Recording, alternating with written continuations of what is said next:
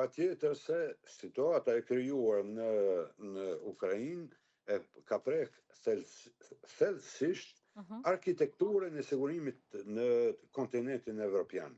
Dhe kjo normal që ka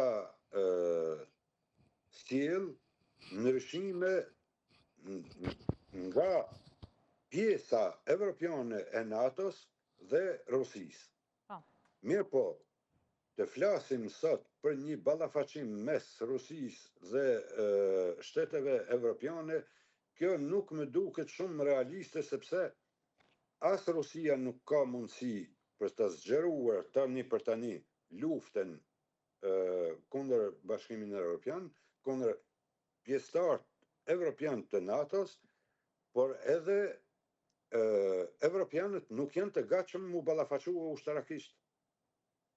Kështu që nuk mund të flasë kush nga rreziku, nga pala e shteteve evropiane, ajo që shifet është se që nga ardhja e presidentit Trump, që ka kërkuar shteteve pjesës evropiane të NATO-s me rrit investimet e tyre në sigurim, natyrisht që shtetet anëtare të NATO-s, por që i përkasin kontinentit evropian, e kanë përdorë rrezikun, retoriken e rrezikut të mundshëm të një sulmi të Rusisë ndaj një shteti antar të NATO-s për të rritë buxhetin. Çdo kush e din shumë mirë se që 15 vite Shtetet e Bashkuara të Amerikës i kanë kërkuar NATO evropianëve të rrisin buxhetin e tyre për armatim. Gjë që nuk e kanë bërë kurrë, edhe dihet shumë mirë se lufta ja ka filluar në vitin 2022.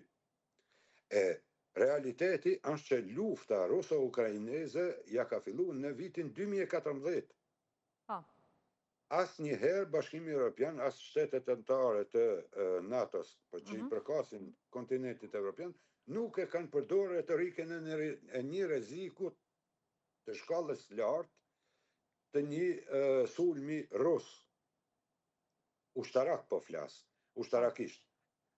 Por që nga ardhja e Trumpit, natyrisht Trumpi i ka ra me grusht tavolines, edhe ju ka thonë evropiane ose paguajni ose tërhiqna. Edhe kjo e ka konsientizuar Evropën, shtetet anëtare të NATO-s.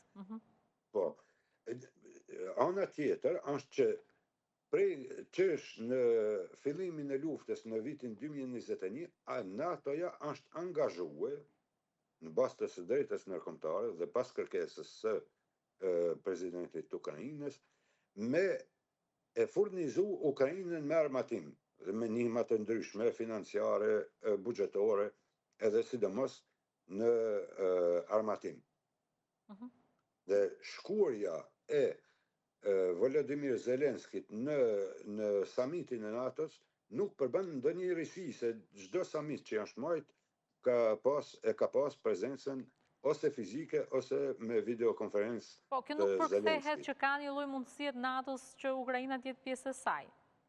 Jo, nuk ka mundësi teknike, sepse NATO-ja si dhe edhe Bashkimi Evropian e kanë marrë vendimin që asnjë shtet që ka probleme të brendshme nuk futet në NATO. Nuk mundet mu fut në NATO.